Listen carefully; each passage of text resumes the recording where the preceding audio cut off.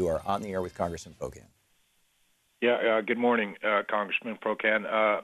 I was curious as to why Nancy Pelosi and Chuck Schumer, or for that matter, why any Democrat wouldn't be supporting Bernie's health care bill.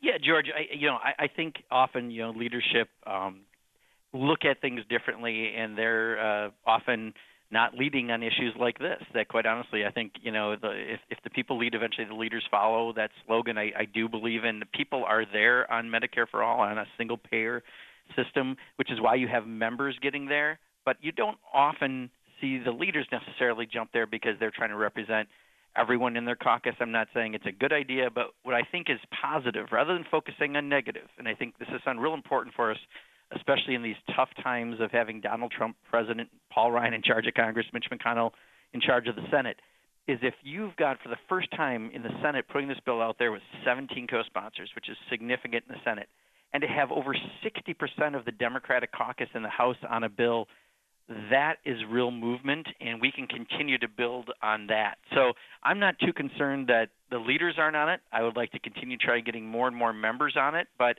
I think we can all see where this country is headed. This healthcare debate has brought us to, we want to have something that works to make sure everyone has access.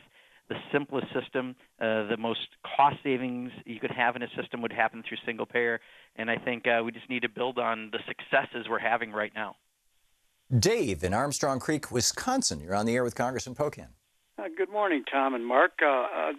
My question is, now the Republicans always, their big drawback of single payer or Medicare for all is it's going to cost so much. Well, I've got Medicare, and it's really not that expensive, and I would think it would be, beneficial to employers. It would be, because they wouldn't have to, provide health insurance, which is actually part of people's wages.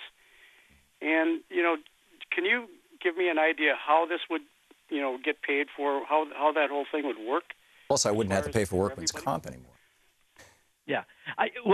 Let me offer it from a 30,000-foot perspective, because one of the things you're going to see in both of these provisions, the House and the Senate bill, is while there's some detail, there's not an incredible amount of detail in the sense that there's different directions we can go, but there are multiple good directions we can go once you get there. I think one of the things that Tom and I have had conversations over the many months about is, especially on the employer side, both Tom and I are employers, and I've, for nearly 3 decades, I've had a small business.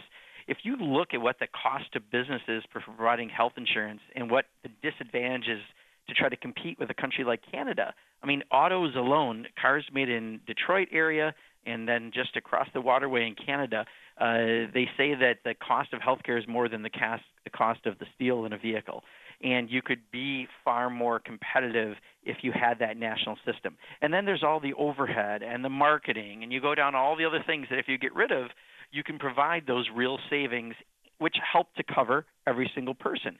We've seen now with the Affordable Care Act, how you can make sure that people who need access get access. We have a better idea of those costs. We're just honing right on this right now, and there will absolutely be savings, and there's many studies that show that what direction a bill would go, there's various paths. But the good news is people are realizing that you're going to have those savings. You're going to provide businesses to be more competitive.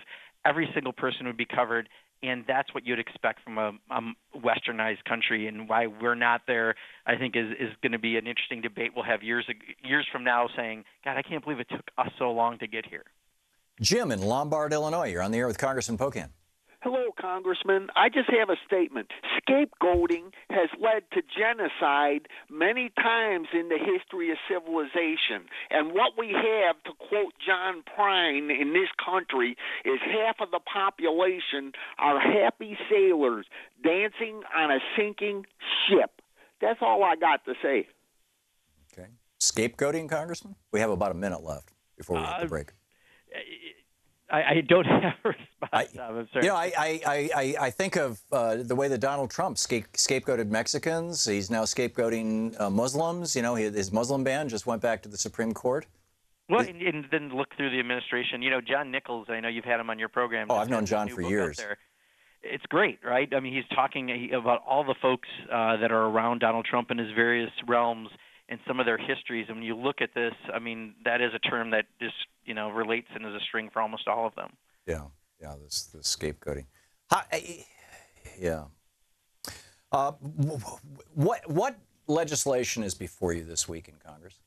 So there is, again, we're still debating this minibus bill that's, again, not going anywhere because we already passed a continuing resolution. That debate is going on. And then there's a bill about gangs and trying to define gangs, which quite honestly can go against priests and nuns and other people. This is another one of these bills about the border and trying to scapegoat people who look different than Donald Trump and his administration. Are they going to label the Progressive Caucus a gang? If you're more than 5 people, yes. And they're also giving police unparalleled powers in it. Again, I don't think this is ever going to be real. I shouldn't laugh because, I mean, this kind of thing has happened in other countries. Yeah. Congressman Mark